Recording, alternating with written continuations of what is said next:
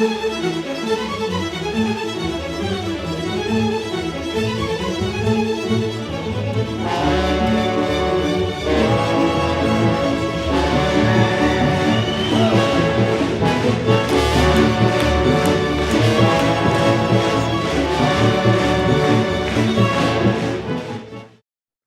and welcome to another virtual Virtuoso of the Cheyenne Symphony Orchestra. I'm William Introligator, music director, conductor, and some of you may recognize the painting behind me and recognize that I'm coming to you today from the Cheyenne Symphony Orchestra offices in Cheyenne. Joining me today is our wonderful principal violist, Jim Przygocki. Welcome, Jim. Thank you so much. Glad to be here. Jim, you've been such an incredible part of this orchestra for many, many years. I feel so grateful that you are our principal violist and you're based right over in Laramie and on the faculty at UW. Tell us a little bit about your story. How did you get to be, well, where did you grow up and when did you start the viola and when did you come to Wyoming first? So I grew up in Detroit and far from Wyoming in so many ways. It's hard to know where to start. I started playing in a public school music program. So, over all these years, I really value public school music. And that's been a real mission of mine. I started in a program like that.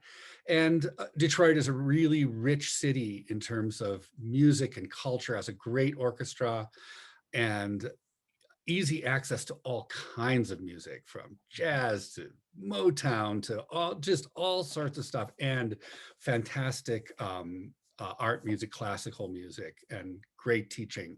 So it was a really wonderful place to grow up in that way. And just kind of played all through school and took lessons, and then at some point I decided that one way or another I wanted to make music, find a life in music, and so here I am. Ah, that's great. Now, growing up in Michigan, did you ever go to Interlochen when you were a student? I did, yes. I spent a summer at Interlochen, yeah. That's great. I did 3 summers there myself. Oh, is that right? Even though I grew up in California, I went all the way there. Yeah, great place, beautiful place. It is, yeah, that's neat that we have that in common. Yeah. It's hard to hear lay preludes and not think of that. Right. Well, that's so great. So I'm assuming that you got degrees in viola and at some point decided that this was your life. And are there any stories from that period of time that you'd like to share about, like maybe how you decided that, well, like was viola your first instrument, or like many violists, did you start on violin or something else, or piano? I did start on violin and played violin all through high school, and I did my bachelor's degree on violin. Wow. And viola was something I was interested in. My primary teacher through high school, his name was Ara Zaruni, and he taught at Interlochen for many years. And he was a violist and said, oh, you should think about this. And just the opportunity never came up specifically to get my hands on a viola. And then the opportunity did come up when I decided to go to graduate school at Indiana University, and the teacher I wanted to study there would teach me on the viola. And I said, no problem, I'll play the viola. And I married a violinist. That was another good motivator. It's like 2 violinists in a family. That's one too many. So I made the switch and it's been a great fit. I love the viola and I still play and teach the violin. But, viola is my first love. And honestly, I think it's my personality too. I'm not a violinist. I'm just not. Isn't that interesting how sometimes the instruments choose us and sometimes we choose the instruments, and a lot of it has to do with the personality and temperament of the player and whether the instrument they've chosen is the right fit. I think a lot of times that is one of the determining factors of whether they continue with an instrument or with music even at all. Absolutely. And I think being open to a change is good. You don't marry the first person you go on a date with, same thing with instruments. So I think our personality, the way our mind works makes us more suited to a certain instrument. I think there are a lot of factors. Yeah. Yeah, that is so true. Now, you mentioned that you did graduate work in Indiana, and one of the things that I maintained a great relationship there. Tell us a little bit about what you do there in the summers. So after graduating, I taught in Milwaukee for many years and worked with people who had connections to IU. And then since coming to Wyoming, I've gone back to Indiana University every summer to teach at their summer string academy and do a teacher workshop, a retreat for professional violinists and violists, and have done that workshop for many years. Wow, whoa, that is so fantastic, Jim. Gosh. And now tell us about how long have you been at UW and how long is it, or A if you don't mind my long asking. time, a long time. Okay. And when I came to UW, I'd never set foot in Wyoming before. I kind of knew where it was, but I hadn't been here before. And this was 1993 was my first year at UW. And I interviewed and played an audition and met the faculty. And I was blown away. I had no idea that there were such good musicians in Right. the state. It was shocking to me, and so serious and competent and And well purposeful supported too, but and well supported. Right, right, absolutely, yeah. so cool. So I called Sherry and my wife Sherry and said, I think maybe we should take this, That's and then here we are, many years later. ah, and it's our great fortune too. I'm imagining that you've been in the Cheyenne Symphony for a very good long time of that time that you've been in Laramie, probably. Yeah, so Um, that year I just I don't remember how it worked. I think I just called the Cheyenne Symphony and said, "Do you need any violas?" And I showed up at a rehearsal. It was when Mark Smith, it was his first year conducting the orchestra, and there were a bunch of us who showed up, at that time. And I'm sitting in the last chair in the viola section, and it was like, "Whoa, these guys really play. This is a good section. This is a good orchestra." I was surprised by that too, and you know good musicians from Cheyenne, from Laramie, from the state and from the region, all the wonderful freelancers and teachers who play in the orchestra. I was just, I wasn't expecting it. And it was just such an added bonus, this orchestra. And it has been all these years. oh, that's great to hear. Well, that's neat. Mark Russell Smith was one of my graduate student. When I was a graduate student, he was one of my teachers. Oh, I Oh, did not know yeah, that. yeah. Yeah. He was great. Yeah. Great Well, he guy. really knows his stuff. He's a He fantastic musician. does. And he was good for this orchestra. He was the right fit at that time for the orchestra too. Yeah, yeah. Well, now you have a wonderful program for us today musically. Why don't you give us a little bit of an introduction? So I'm playing with Theresa Bogard, who's my colleague at UW, and she's a wonderful pianist. And Theresa and I have played many times together over the years. But it turns out we hadn't played these two pieces together. This was the first time. And we're playing two pieces by Rebecca Clark. One is called Morpheus, and the other is called Passacaglia. And Rebecca Clark is such an interesting composer. She was born in the late 1800s, 1886, I believe, and then died in 1979. An Amazing. amazing Wow, lifespan. I And what a period to be alive. It's mind-blowing, from Victorian times to 1979. that's You know, unbelievable. it's musically it's astounding. Socially, it's just beyond words. Right. Couple world wars, a depression, women's right to vote. Right. So much happened in her lifetime. And obviously, it goes without saying that when she was busy as a composer, it was very unusual for women to be respected as composers then. And to this day, though, she's still remembered, especially for her viola sonata. Maybe have you ever had a chance to play that piece? Yeah, so Teresa and I have played it a few times. I played it with others, and her viola sonata, it's a great piece. I think to call it a masterpiece is not overstating. It's really a great work. And as a woman composer, she had really good success when she was young, and then I think she had a hard time taking the next step and getting the recognition she wanted. She was a professional violist and quite a really good violist, toured a lot and wrote for herself and for her friends. But then just it sort of slipped away. She made her way to this country and then just didn't compose and didn't play much after Right. that. It's interesting. She took a job as a nanny in the 1940s. She moved, she was this accomplished musician, and she just sort of put it aside and couldn't make a living at it. And that's what she did. Wow. Got married and, yeah. Yeah. I've been encouraged to try to adapt that viola sonata for string orchestra. And I don't know if there are already transcriptions of it, but it is, like you said, a great masterpiece that I've been trying to find a way to. Well, for one thing, I would like to represent her on our symphony programs. And I don't know of other orchestral pieces that she's written. And so that piece comes to mind as one that could possibly be transcribed or arranged. Um, and so it's on my sort of radar and wish list to try to do someday. So I'm especially interested also in these two pieces, Morpheus and Passacaglia. So these are not part of the sonata. They're separate independent pieces, and they're Right. not joined together. They're from different time periods. Is that right? Right. The Morpheus is earlier. It's 1917. It's right before she wrote the sonata. So there are a lot of sounds and techniques that show up in the sonata. It has a very similar feel. And then the Passacaglia is much later. And then she wrote some other short pieces that are very folk oriented that actually might work well for orchestra. They might be worth taking a look at. So I think they might transcribe nicely too. So No. yeah.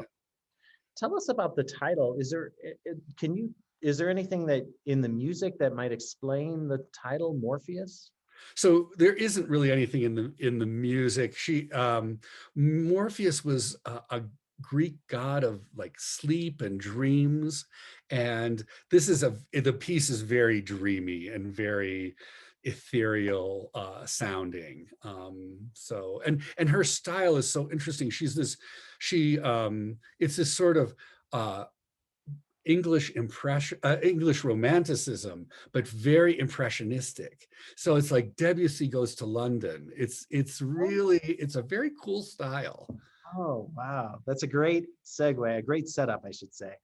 Wonderful. So here is Jim Przygocki, viola, Theresa Bogard, piano, performing Rebecca Clark's Morpheus. Enjoy.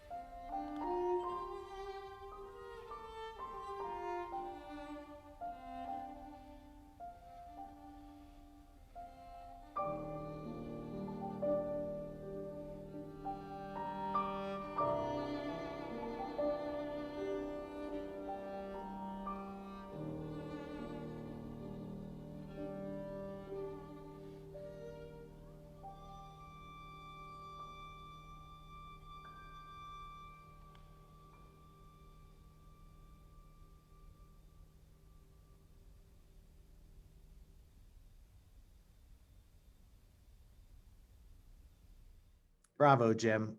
Of course, I haven't heard it yet, but I will. I will on the broadcast. You'll like it. It's a very cool piece. I mean, my playing aside, it is a really beautiful piece. I love this piece. And returning to it, it's like I love it more when I come back to it. It's one of those pieces. Well, you're being modest. I'm sure your playing is also beautiful. And Theresa's as well. Please give her our appreciation and thanks for being part of this. I sure will. So tell us just a little bit more about Passacaglia. Many of us know that is a familiar musical form, a repeated bass line over which different variations might take place. Is there anything special in this Passacaglia, or is there some kind of is there some kind of nugget about the maybe musical grounding of it that it keeps repeating that you'd like to share? I think it's kind of easy to latch onto at times, and then sometimes the Passacaglia material is buried, so you're not as aware of it. I think it's really interesting that this late she returned to this old form, and in some ways I think Morpheus sounds more modern, and this one less so. When a long time ago, when I found out that the Passacaglia was written later, I had thought it was the other way around. But it's a very earthy kind of sound and a very serious, generally speaking, Passacaglia is kind of a serious form. And this one is that way. Yeah. Fascinating. I wonder if there's something to the idea that in 1917, when Morpheus was written, there was so much modern music that was so exciting, and it was sort of at the forefront of things.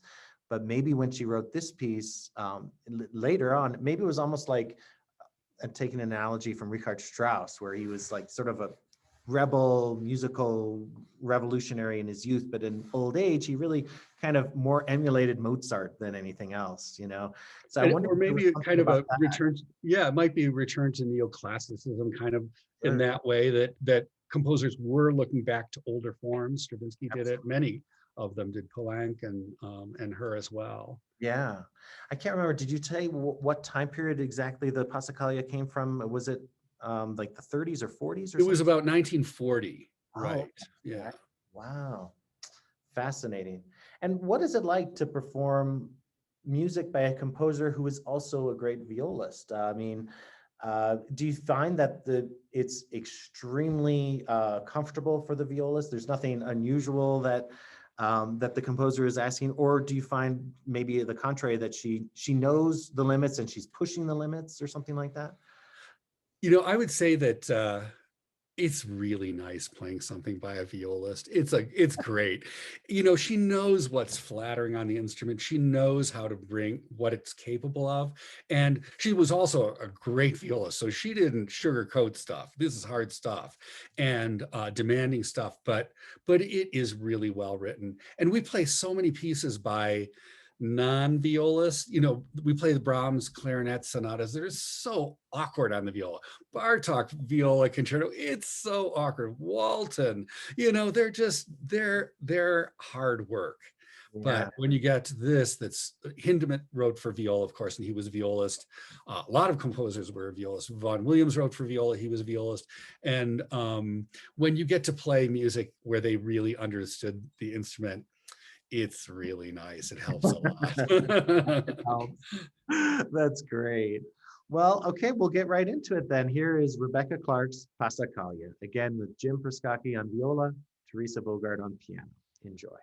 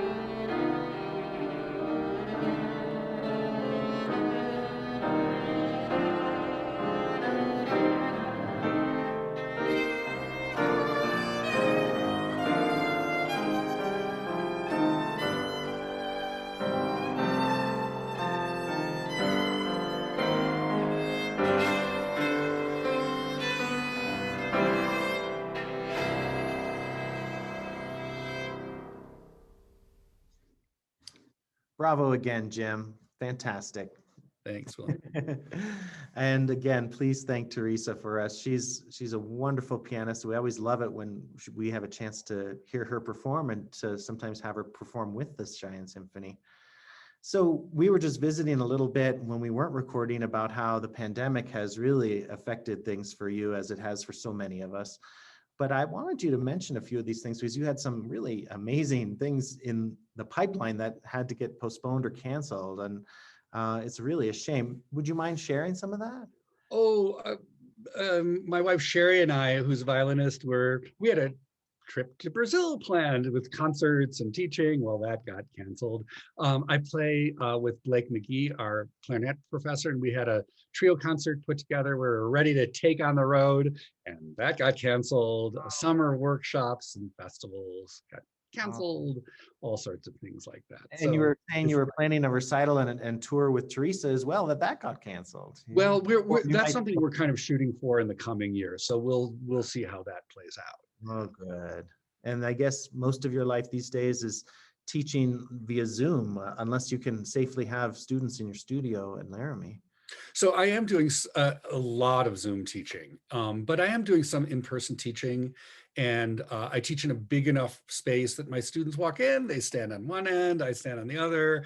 We wear masks. The university is doing tons of testing, but and been really kind of like Cheyenne Symphony. I have to say they've been really responsible about doing things well and taking a lot of care. And I think it's worked pretty well. I really appreciate the care that's gone into it. So I do see them some in person, but a lot of online teaching, a lot of Zoom teaching. Right. And speaking of online and teaching, there's a special opportunity that you've been granted through the Viola Society. If you don't mind, I know you're not very forthcoming about it, but I think it's a great feather in your cap, quite an honor, and folks might want to tune in. So maybe you could share with us a little bit about that. Well, a few months ago, the American Viola Society contacted me, which I'm sure everybody's aware of this organization. Who isn't a member of the Viola? Anyway, for us, it's a really play, or it's for us. This is a really important organization, and they commission works, curate a library, just do really important work on behalf of this instrument. And they asked me to do an artist in residence. They've been doing this for about a year through their Facebook page, and they've had a number of violists spend 8 weeks doing a weekly blog post every week. So I've been recording 10 to 15 minute segments that I'll then post on the Facebook page, and people from all over can tune in and watch them. And there's been a wide variety of people posting, from performers to alternative styles players to orchestra players to viola sections from symphonies. And it's been really fun to see such a variety of musicians and what we do and how people live their lives and what they're thinking about. So it's been a really fun thing to be a part of, and indeed, I appreciate the honor of getting to contribute to this. Yeah, I mean, that's quite an accomplishment. Congratulations on that opportunity to be artists in residence. That's really fantastic, and I'm sure that violists, even from all over the world, probably are tuning in to that. Yeah, that's great. Yeah, Wonderful. thanks. And it's true, it does get looked at that's one of the upsides from this situation, is that we really can easily reach people all over the world. And some of these artists have been from, overseas and all over the US. So it's been nice to see that happen and see that there are some benefits and things that, we'll probably do going forward too, after this is settled down. Yeah, that's true. Well, Jim, we're very lucky to have you in the Cheyenne Symphony Orchestra. That's just your presence, your leadership, your musicianship, your personality. You bring so much to this organization, as I'm sure you do at the UW Music Department. And we're very grateful for your taking the time tonight to perform and share a little bit of your story with us. Thank you, Jim. Well, thank you, William. It's been a great pleasure. And I feel similarly about this orchestra. It's such an asset to the community. And it's been great working with you these years as well. Thank you. Thank you so much. Well, thank you all for tuning in to another virtual Virtuoso. Special thanks to Jim Przygocki and Theresa Bogard as well. and we'll see you next time. Until then, enjoy music and stay safe and healthy.